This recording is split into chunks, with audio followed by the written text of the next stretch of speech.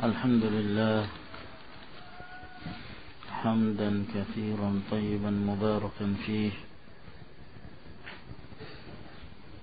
كما يحب ربنا ويرضاه.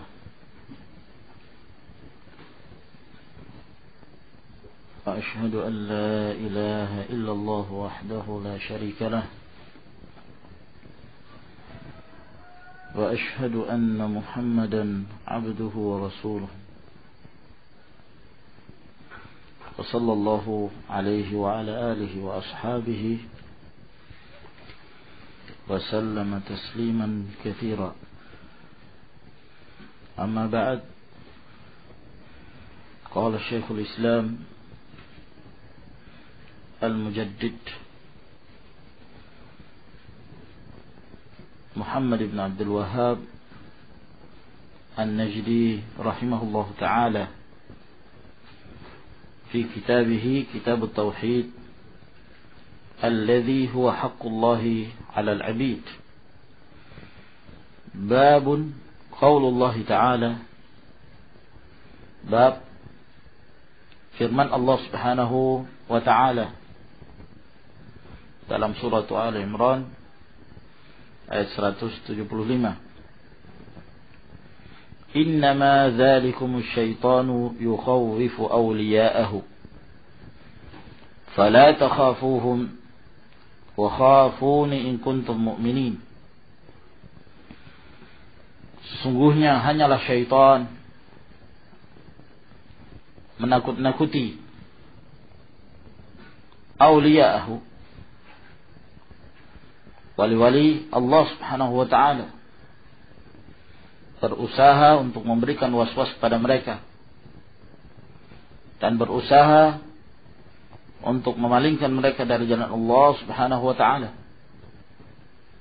menjadikan mereka takut agar kemudian timbul rasa takut pada selain Allah di dalam diri mereka. Maka Allah Subhanahu wa ta'ala mengatakan fala takhafuhum, maka janganlah kalian takut terhadap mereka, terhadap para syaitan yang hendak menakut-nakuti kalian tatkala kalian istiqamah di atas jalan Allah Subhanahu wa ta'ala. Wa khafuni, dan takutlah kalian hanya kepadaku, kepada Allah, in kuntum mu'minin, jika kalian dari kalangan kaum mukminin. Ayat Allah Subhanahu wa ta'ala ini menjelaskan kepada kita tentang salah satu jenis ibadah, yaitu ibadatul khauf. Ibadah dengan menampakkan rasa takut kita kepada Allah Subhanahu wa ta'ala. Dan rasa takut kepada Allah merupakan salah satu dari ibadah al-qalbiyah yang hubungannya dengan hati kita, di mana kita menanamkan rasa takut kita hanya kepada Allah Subhanahu wa ta'ala. Dan bahkan di dalam ayat ini Allah Azza wa Jalla menjadikan salah satu persyaratan seorang untuk menjadi seorang mukmin, in kuntum mu'minin, jikalau kalian dari kalangan kaum mukminin, maka takutlah hanya kepada Allah Subhanahu wa ta'ala. Oleh karena itu ayat Allah Subhanahu wa ta'ala menunjukkan bahwa al-khauf min afdali maqamatid din wa ajalliha, merupakan kedudukan yang mulia yang terdapat dalam agama Allah Subhanahu wa ta'ala. Tidak ada keimanan bagi mereka yang tidak al-khauf, tidak tertanamkan pada diri mereka perasaan takut mereka kepada Allah Subhanahu wa ta'ala. Allah Subhanahu wa ta'ala di dalam banyak ayat dalam Al-Quran Al-Karim menyebutkan sifatul mu'minin, bahwa di antara sifat mereka senantiasa menampakkan rasa takutnya hanya kepada Allah Subhanahu wa ta'ala. wa hum min khasyatihi musyfiqun. Dan mereka dari takutnya mereka pada Allah, yakhafuna rabbahum min fawqihim. Mereka takut kepada Allah Subhanahu wa taala dari atas mereka.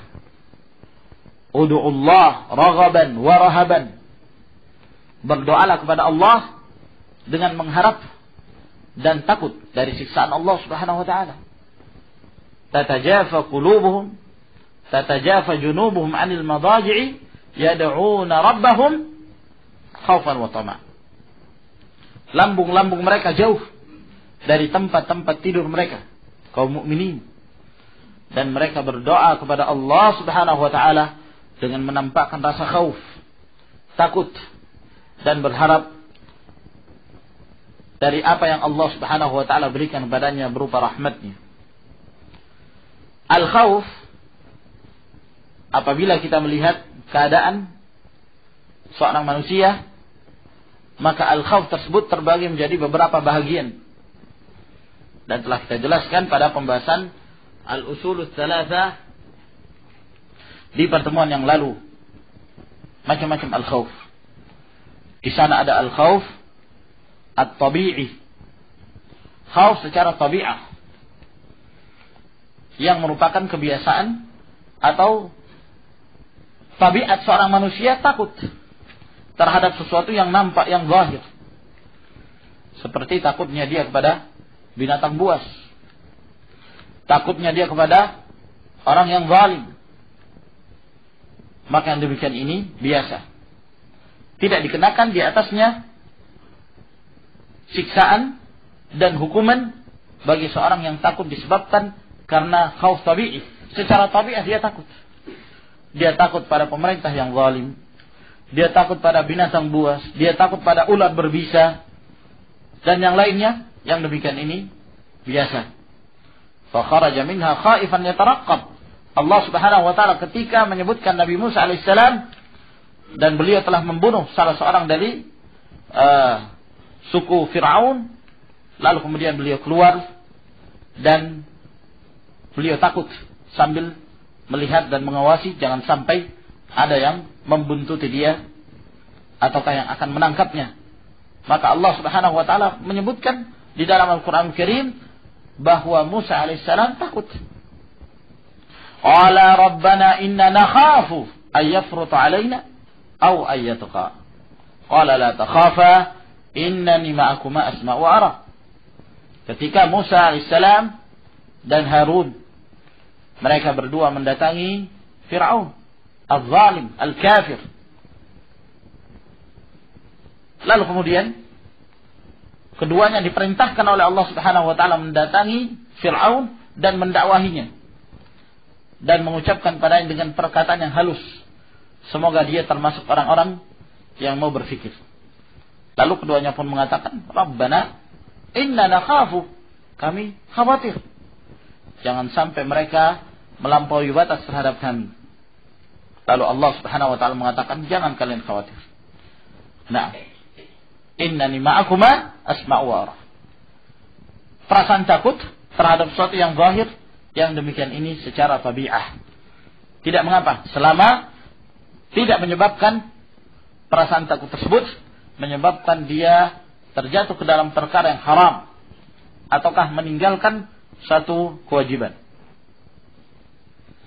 Yang kedua, al-khauf, perasaan takut yang dengan sebabnya dia meninggalkan kewajibannya. Yang demikian ini hukumnya haram. Dan para ulama menyebutkan yang demikian ini termasuk salah satu jenis dari perbuatan syirik billah subhanahu wa ta'ala. Nah, apabila seorang takut pada seseorang yang akhirnya dia rela meninggalkan kewajibannya dan dia rela untuk mengerjakan perbuatan yang haram karena takutnya dia kepada seorang. Nah, yang demikian ini hukumnya haram. Yang ketiga, al-khauf as-sirri. Khauf, perasaan takut terhadap apa yang akan menimpa dia disebabkan karena dia merasa tidak menghormati sesuatu dari selain Allah Subhanahu wa taala yang menyebabkan datangnya bencana. Seperti perasa takut seorang dari datangnya bencana disebabkan karena patung tertentu, ataukah mereka merasa bahwa mereka tidak menunaikan haknya berhala mereka, patung ataukah taghut dan yang lainnya, yang ketika mereka tidak menunaikan haknya menurut anggapan mereka, maka dikhawatirkan akan mendatangkan musibah, mendatangkan bencana. Nah, dia takut kepada patung fulan karena khawatir akan datangnya bencana banjir misalnya. Nah, ketika munculnya bencana, gunung meletus, banjir, gempa bumi, dan lain sebagainya, selalu yang terfikirkan oleh dia, ini disebabkan karena patung fulan marah, atau disebabkan karena wali fulan mengamuk, murka dari selain Allah Subhanahu wa ta'ala. Dan ini adalah perbuatan kaum musyrikin di zaman jahiliyah. Nah, dan termasuk dari asyirku al-akbar, syirik yang besar. Wa qauluhu, dan Allah Subhanahu wa ta'ala berfirman, innama ya'muru masajid Allah man amana billahi wal yawmil akhir wa aqama as-salata wa ata az-zakata wa lam yakhsha illa Allah fa'asa ulaika an yakunu minal muhtadin. Allah Subhanahu wa ta'ala berfirman, sesungguhnya hanyalah yang memakmurkan masjid-masjid Allah, yaitu orang-orang yang beriman kepada Allah dan kepada hari akhir, menegakkan salat dan menunaikan zakat, dan dia tidak takut kecuali hanya kepada Allah Subhanahu wa ta'ala. Ini yang menjadi syahid bahwa seorang muslim, seorang mukmin yang memakmurkan masjid-masjid Allah Subhanahu wa ta'ala, sifat mereka lam yakhsha illallah. Mereka tidak takut kecuali hanya kepada Allah Subhanahu wa ta'ala. Fa'asa ulaika yakunu minal muhtadin. Maka mereka itulah orang-orang yang senantiasa mendapatkan petunjuk. Di dalam ayat ini Allah Azza wa Jalla menjelaskan bahwa masjid-masjid Allah tidak ada yang memakmurkannya kecuali orang-orang yang memiliki sifat ini. Beriman kepada Allah dengan keimanan yang hakiki, beriman kepada hari akhir, dan segala pembalasan-pembalasan yang Allah Subhanahu wa ta'ala akan berikan pada para hamba. Menegakkan salat dengan syurutuhu wa arkanuh, dan menunaikan zakat. Dan mereka tidak takut kecuali hanya kepada Allah Subhanahu wa ta'ala. Karena takutnya mereka hanya kepada Allah, sehingga taat mereka hanya kepada Allah Subhanahu wa ta'ala. Mereka tidak berani melanggar apa-apa yang diperintahkan oleh Allah Subhanahu wa ta'ala. Maka dari sini menunjukkan bahwa al-khawf, al-khasyah, perasaan takut merupakan ibadah hati. Dan ibadah tersebut tidak diperkenankan kecuali hanya kepada Allah Subhanahu wa ta'ala semata. Wa qauluhu, dan Allah Subhanahu wa ta'ala berfirman, wa minan nasi man yaqulu amanna billahi fa idza udhiya fillah ja'ala fitnatan nasi ka'adzabillah. Di antara manusia yang dimaksud dengan min at-tab'idiyah, yaitu ba'dun nas, bahwa sebahagian manusia ada yang mengatakan kami mukmin, kami beriman kepada Allah Subhanahu wa ta'ala. Fa idza udhiya fillah, dan apabila dia telah mendapatkan gangguan, dan itu karena Allah, mendapatkan musibah, mendapatkan cobaan dari Allah Subhanahu wa ta'ala, ja'ala fitnatan nasi ka'adzabillah, maka dia pun menjadikan fitnahnya manusia seperti adab Allah Subhanahu wa ta'ala. Ketika dia mendapatkan gangguan, ketika manusia mengganggu dia, ketika manusia menghalangi dia dari jalan Allah, dengan berbagai macam siksaan, teror, intimidasi, maka dia menganggap itu seperti siksaan Allah Subhanahu wa taala. Karena dia menganggap itu seperti siksaan Allah Subhanahu wa taala, maka takutlah dia kepada fitnahnya manusia itu. Kepada cobaannya manusia, gangguannya manusia terhadap dia. Akhirnya menyebabkan dia meninggalkan agama Allah Subhanahu wa taala karena hanya semata-mata takutnya dia kepada manusia. Dia takut nanti akan mendapatkan teror dari manusia. Dia takut nanti akan mendapatkan hukuman dari manusia. Dia takut akan diintimidasi oleh mereka. Menyebabkan mereka berpaling dari jalan Allah Subhanahu wa taala. Di dalam ayat ini menjelaskan kepada kita bahwa manusia itu terbagi-bagi. Tidak di atas satu keadaan. Di antara manusia ada yang ketika dakwah ini disampaikan kepada mereka, maka ada yang mukmin, ada yang kafir. Faminhum man amana wa minhum man kafar. Di antara mereka ada yang mukmin, di antara mereka ada yang kafir. Lalu ternyata orang-orang yang mengaku sebagai mukminin tidak berhenti sampai di situ. Masih ada ujian-ujian lagi. Inna Allah azza wa jalla idza ahabba qauman ibtalahum. Allah Subhanahu wa taala apabila cinta kepada suatu kaum, Allah memberikan cobaan kepada mereka. Allah menurunkan bala kepada mereka. Maka di kalangan mereka-mereka yang telah mengaku sebagai seorang mukmin tetap diuji oleh Allah Subhanahu wa taala. Liyamiza al-khabith min at-tayyib, agar kemudian terpisahkan antara yang jelek dengan yang buruk, dengan yang baik. Sebab orang-orang yang mengaku sebagai mukminin macam-macam. Ada yang karena ikhlas, karena Allah Subhanahu wa taala, mengharapkan keridhaan Allah, dan dia bersabar di atas ketaatan kepada Allah Subhanahu wa taala. Di antara mereka ada yang dhaiful iman, dan di antara mereka pula ada yang tasannu', hanya berpura-pura saja untuk menjadi seorang mukmin, di dalam hati mereka kufur, mengingkari Allah Subhanahu wa taala. Maka untuk memilah-milah mereka dan untuk membedakan antara ahlul haq wa ahlul batil, dan untuk membedakan antara al-mudda'i was-sadiq, orang yang hanya mengklaim dirinya mukmin dengan orang yang jujur dengan keimanannya, maka Allah Subhanahu wa taala mendatangkan berbagai macam cobaan, berbagai macam ujian.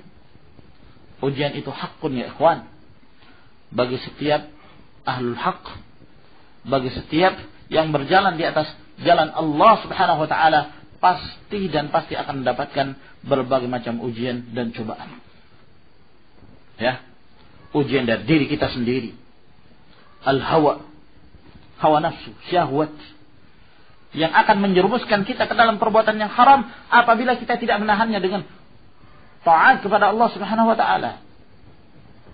Ujian dibutuhkan kesabaran, as-sabru ala taatillah, bersabar di atas ketaatan kepada Allah Subhanahu wa taala, bersabar untuk tidak melakukan maksiatullah, istiqamah di atas jalan Allah azza wa jalla. Allah Subhanahu wa taala berfirman, Alif Lam Mim, ahasiban nasu ay yutraku ay yaqulu amanna wa hum la yuftanun. Wa laqad fatanna alladhina min qablihim fala ya'lamanna Allahu alladhina sadaqu wa la ya'lamanna al-kadhibin. Apakah manusia itu menyangka mereka ditinggalkan begitu saja, dibiarkan begitu saja untuk menyatakan pada diri mereka kami mukmin, tanpa ada cobaan, tanpa ada fitnah yang diberikan pada mereka?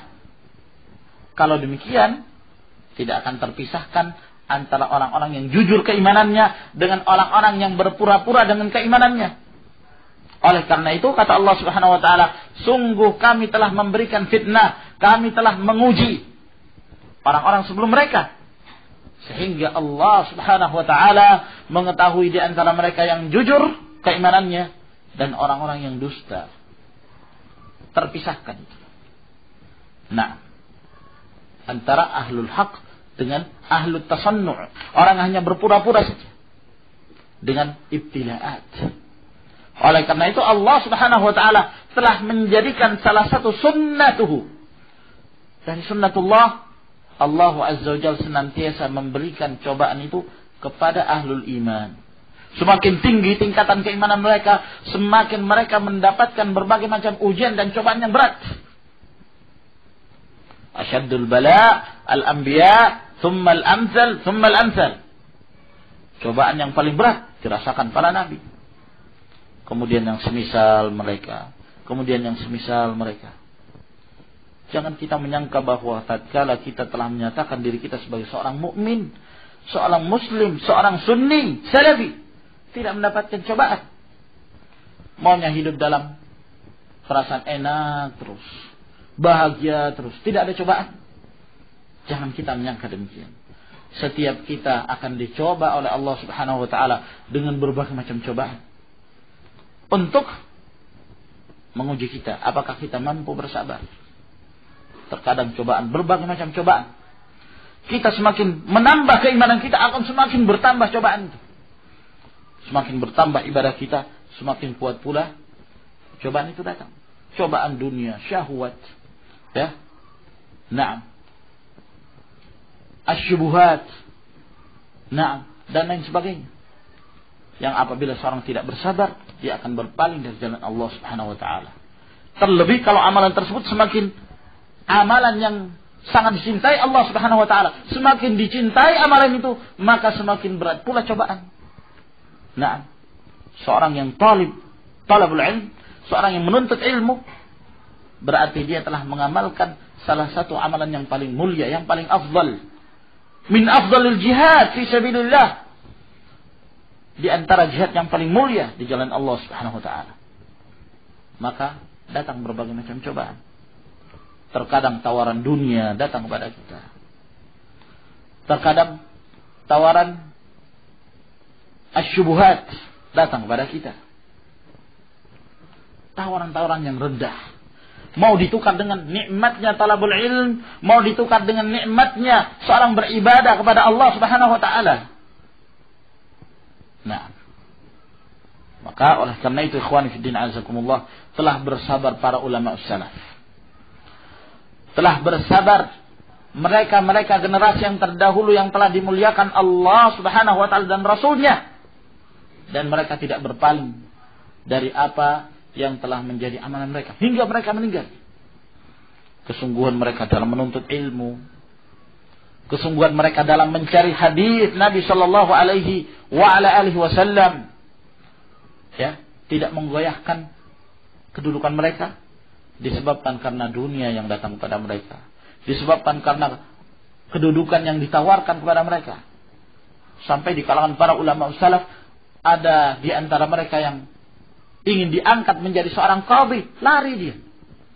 Dan bahkan meminta kepada Allah Subhanahu wa taala, ya Allah, apabila kematianku lebih baik daripada kehidupanku, ya, disebabkan karena tawaran tersebut, maka wafatkanlah aku ya Allah. Maka dia pun diwafatkan oleh Allah Subhanahu wa taala sebelum sempat diangkat menjadi seorang qadhi. Nah, di antara mereka yang ditawarkan dunia, mereka tolak. Nah, bahkan di antara mereka diberikan, ya, kantung-kantung dinar untuk diberikan kepada mereka. Nah, mereka tolak.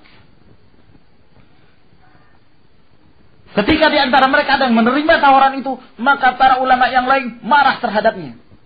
Bahkan sampai menghajarnya, tidak ingin berbicara dengannya. Nah, maka ikhwan fillah azakumullah, talabul ilm sangat mahal sekali. Jangan diganti dengan dunia. Jangan disamakan kedudukannya dengan kedudukan dunia. Yarfa'illahu alladhina amanu minkum walladhina utul ilma darajat. Allah mengangkat derajat orang-orang beriman dan orang-orang berilmu. Allah Subhanahu wa taala tidak pernah menyebutkan pengangkatan derajat disebabkan karena banyaknya harta yang mereka miliki. Allah Azza wa Jalla tidak pernah menyebutkan tentang pengangkatan derajat disebabkan karena dunia yang mereka miliki. Sama sekali tidak. Akan tetapi dengan ilmu Allah Subhanahu wa taala akan memuliakan seorang. Nah, Dia adalah kejadian Abdullah bin Mubarak pada zaman Khalifah Harun ar-Rasyid. Nah, ketika seorang wanita, budak wanitanya Harun ar-Rasyid mendengarkan suara bergemuruh di luar istana. Nah, ternyata dia melongok melihat gerombolan manusia. Mereka sedang mengikuti seorang ini di samping kanannya, samping kirinya, di depannya, di belakangnya. Mereka bergerombol mengikuti orang alim tersebut. Lalu kemudian wanita tersebut bertanya, siapakah dia itu? Kata mereka, huwa Abdullah ibn al-Mubarak, alimu Khurasan wa muftiha. Dia alimnya Khurasan, muftinya. Kata wanita ini, wallahi hadha huwal mulk. Demi Allah, inilah kerajaan yang sebenarnya. Walaysa mulka Harun. Bukanlah kerajaan itu kerajaannya Harun ar-Rasyid. Bukan itu kerajaan. Akan tapi kerajaan yang sebenarnya yang dimiliki oleh Abdullah bin Mubarak. Karena yang mengikuti Harun ar-Rasyid karena dinar, karena fulus. Tapi yang mengikuti Abdullah bin Mubarak semata-mata karena akhirat mereka, karena agama mereka. Wa an Abi Sa'id radhiyallahu anhu marfu'an. Dan dari Abu Sa'id Al-Khudri radhiyallahu taala anhu secara marfu', yakni perkataan Nabi sallallahu alaihi wasallam.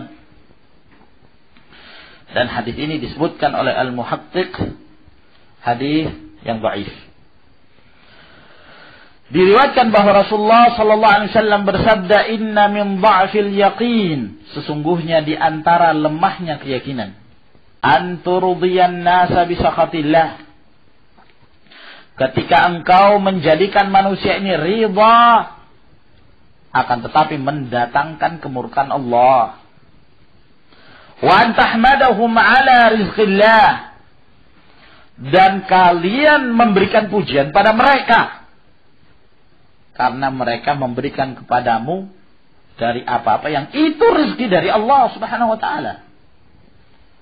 Ketika kalian diberikan harta dari mereka, kalian puji-puji mereka. Kalian sanjung-sanjung mereka. Padahal itu asalnya dari Allah. Yang semestinya kamu memberikan pujian pada Allah, kamu bersyukur kepada Allah subhanahu wa ta'ala lebih pantas.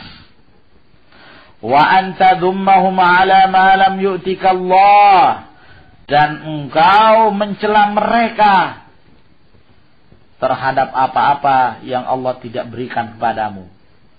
yakni ketika mereka tidak memberikan padamu sesuatu, mungkin karena dia miskin, karena dia fakir, tidak punya apa-apa, maka kamu pandang rendah dia. Kamu pandang hina dia. Sehingga kamu tidak memandang seorang kecuali karena harta.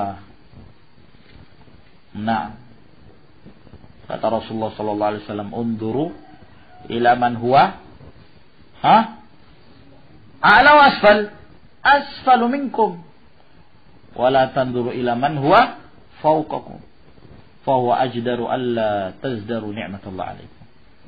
Lihat kepada orang lebih rendah dari kita. Nah, ya. Jangan melihat orang yang di atas kita. Yang demikian ini agar kalian tidak merendahkan, menghinakan kenikmatan yang Allah Subhanahu wa taala berikan pada kalian. Inna rizqallahi la yajurruhu hirsu harisin. Sesungguhnya rezeki Allah itu tidaklah bisa diperoleh dengan usahanya orang-orang yang berusaha keras. Yakni seorang itu tidak mendapatkan rezeki karena usaha dia semata-mata. Ya. Akan tapi itu semua dari Allah Subhanahu wa taala. Kalau Allah menghendaki orang yang bersungguh-sungguh pun untuk mencari harta, tidak akan diberikan oleh Allah kalau Allah menghendaki. Dan dia tidak akan mendapatkan itu.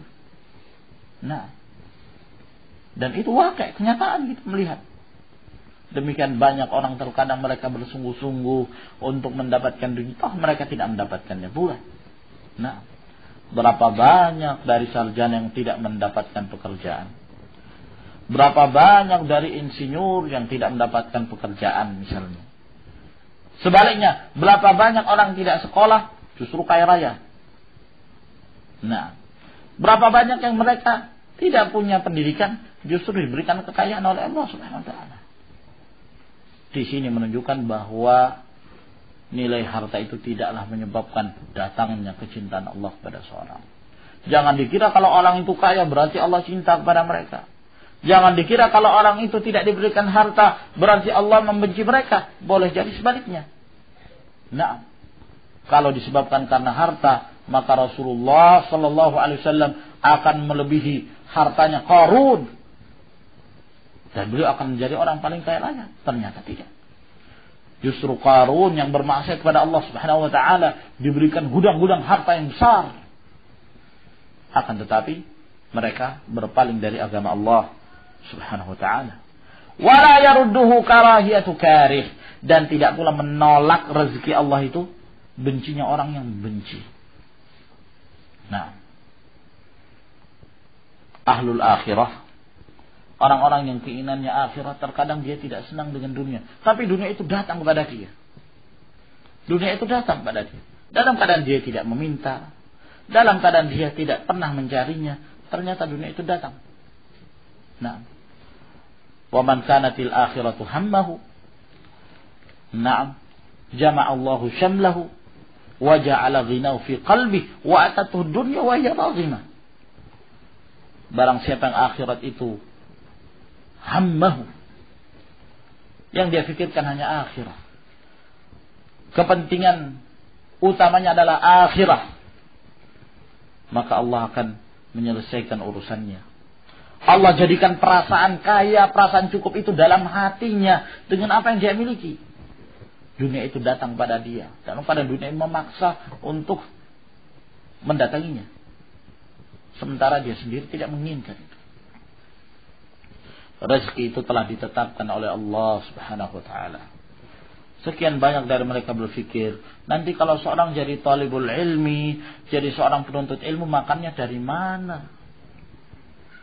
Dapat makan dari mana? Ya, kalau dia nikah nanti beri makan istrinya apa?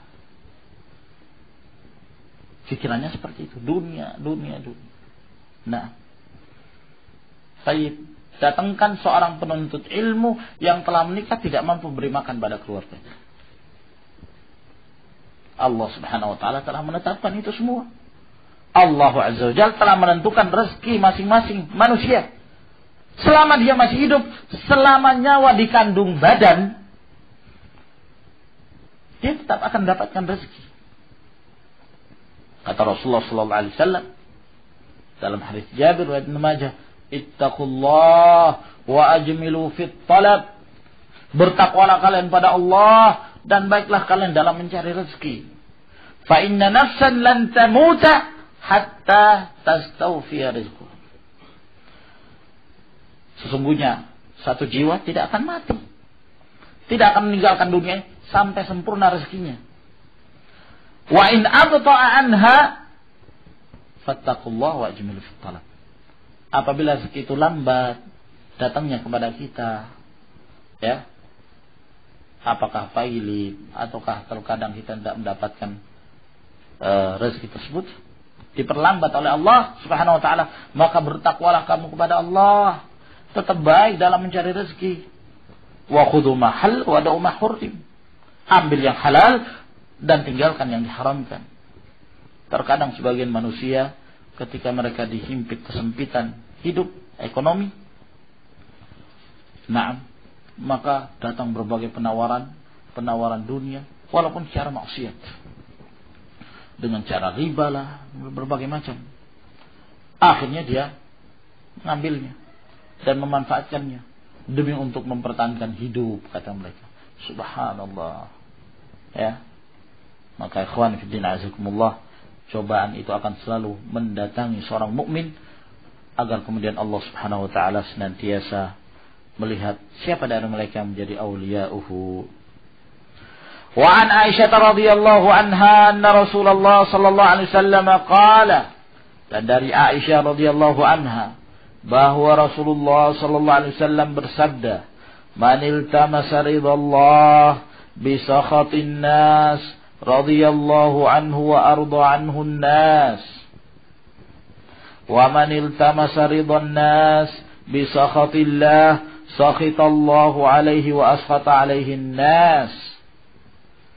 Kata Rasulullah sallallahu alaihi wasallam, barang siapa yang mencari-cari keridhaan Allah, walaupun manusia murka, walaupun manusia marah kepada dia karena menganggap dia telah mendatangkan satu ajaran baru, padahal itu ajaran yang diridhoi Allah Subhanahu wa taala.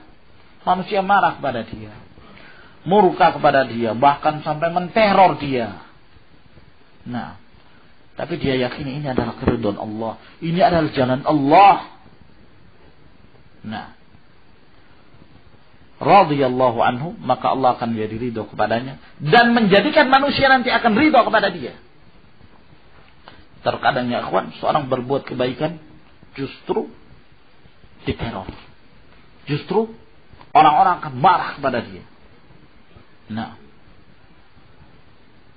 dalam kehidupan, dalam banyak contoh, dalam pekerjaan misalnya, sudah menjadi kebiasaan satu perusahaan misalnya, nah, ataukah satu